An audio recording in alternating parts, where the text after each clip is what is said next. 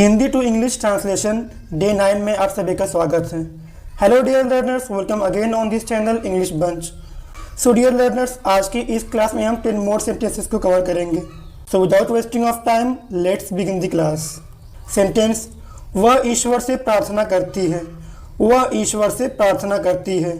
प्रार्थना करती है मतलब किसी लड़की की बात हो रही है, तो सब्जेक्ट है वह के लिए शी। प्रार्थना को बोलते हैं प्रे। शी प्रे करती है तो शी प्रेज। शी प्रेज ईश्वर से to God. She prays to God. वह ईश्वर से प्रार्थना करती है। She prays to God.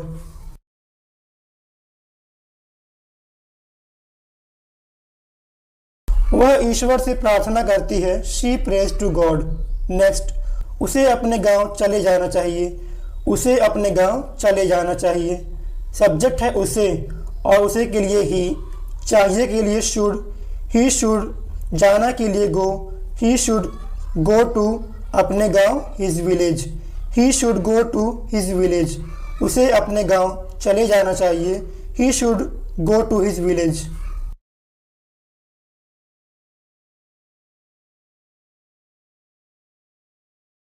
उसे अपने गांव चले जाना चाहिए। He should go to his village. Next, Suraj अपने बाल कटवा रहा है। सूरज अपने बाल कटवा रहा है। इस सेंटेंस को हम कैसे बनाएंगे? सूरज अपने बाल कटवा रहा है। जब भी हम कोई काम किसी और से करवाते हैं तो वहाँ पर हम यूज़ करते हैं गेट का। सूरज अपने बाल कटवा रहा है। वो अपने बाल खुद नहीं काट रहा है, वो कटवा रहा है, तो यहाँ पर यूज़ होगा गेट। सब्जेक्ट है सूरज। सूरज इज़ गेटिंग, क्योंकि रहा है तो getting. Suraj is getting, Suraj करवा रहा है। क्या करवा रहा है? His haircut. His haircut अपने बाल। Suraj is getting his haircut. Suraj is getting his hair cut.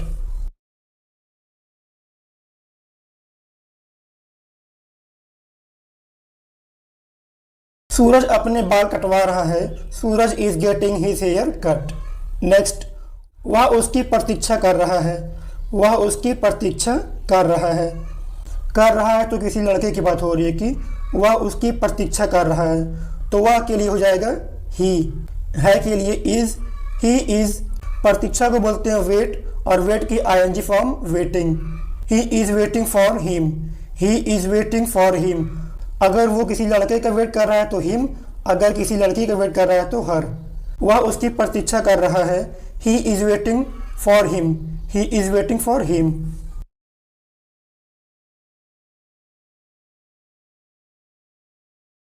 वह उसकी प्रतीक्षा कर रहा है। ही is waiting for him. Next, उसे ऐसा नहीं करना चाहिए था। उसे ऐसा नहीं करना चाहिए था। उसे के लिए ही। चाहिए के लिए शुड। नहीं के लिए not. He should not have done that. Have done that. ऐसा नहीं करना चाहिए था। Have done that. उसे ऐसा नहीं करना चाहिए था। He should not have done that.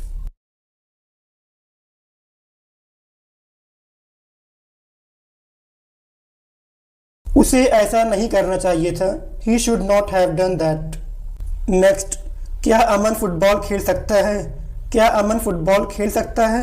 ये एक इंटरोगेटिव सेंटेंस है। इसमें क्वेश्चन किया गया है कि क्या अमन फुटबॉल खेल सकता है। फुटबॉल खेलना अमन की क्षमता को बता रहा है, अमन की एबिलिटी को बता रहा है। और सकता है तो सकता है के लिए कैन। एबिलिटी के लिए भी कैन और सकता है के लिए भी कैन। तो कैन सब्जेक्ट है अमन। कैन अमन खेलने के लिए play. Can Aman play football. Can Aman play football. क्या अमन फुटबॉल खेल सकता है? Can Aman play football.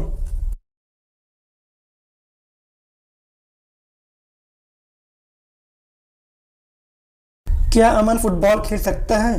Can Aman play football. Next, मुझे लगता है आज वो ज़रूर आएगी। मुझे लगता है आज वो ज़रूर आएगी। मुझे लगता है के लिए होगा आई थिंक।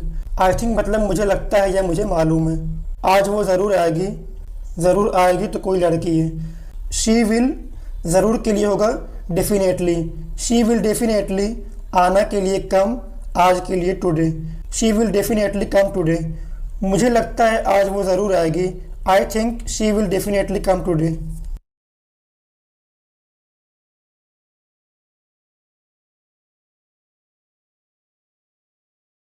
मुझे लगता है आज वो ज़रूर आएगी। I think she will definitely come today. Next, Raman school क्यों नहीं जा रहा है? रमन स्कूल क्यों नहीं जा रहा है?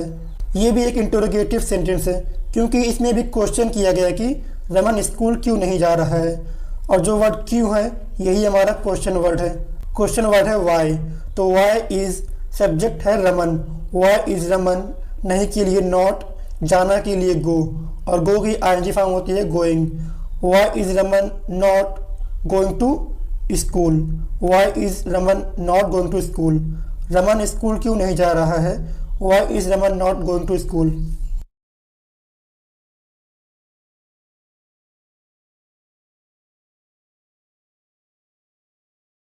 रमन स्कूल क्यों नहीं जा रहा है? Why is Raman not going to school? Next, बच्चे बारिश में नहा रहे हैं।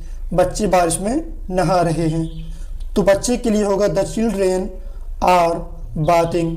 नहाना के लिए होता है बाथ, और बाथ की ING form bathing. The children are bathing in the rain. The children are bathing in the rain. बच्चे बारिश में नहा रहे हैं। The children are bathing in the rain.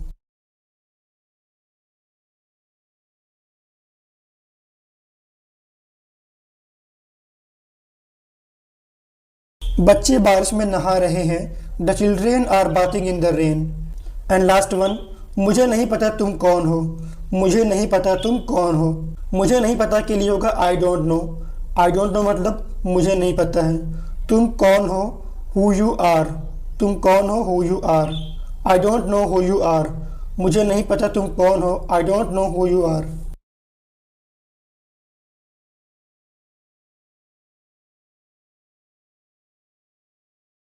मुझे नहीं पता तुम कौन हो, I don't know who you are.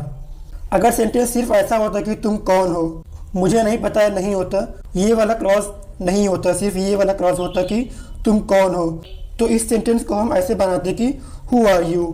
तुम कौन हो, हु आर यू। बट इस क्लॉज से पहले एक और क्लॉज है, मुझे नहीं पता। ये एक कंडीशन है, और जब कंडीशन आती है तो ऐसे सेंटेंसेस में हेल्पिंग वर्ब लास्ट में आती है। I don't know who you are. I don't know who you are. मुझे नहीं पता तुम कौन हो, I don't know who you are. अगर आई डोंट नो नहीं होता तो तुम कौन हो के लिए बनता हु आर यू। तुम कौन हो, who are you. But I don't know है तो I don't know who you are. Helping verb last में होगी, I don't know who you are. तो ये रहे 10 sentences Hindi to English translation day 9 के लिए। आज की ये क्लास आपको कैसी लगी, अपना ओपिनियन कमेंट सेक्शन में ज़रूर शेयर करें। ऐसी और वीडियोस देखने के लिए इस चैनल को सब्सक्राइब करें। फिर मिलता हूँ नेक्स्ट वीडियो में, तब तक के लिए टेक केयर एंड जय हिंद।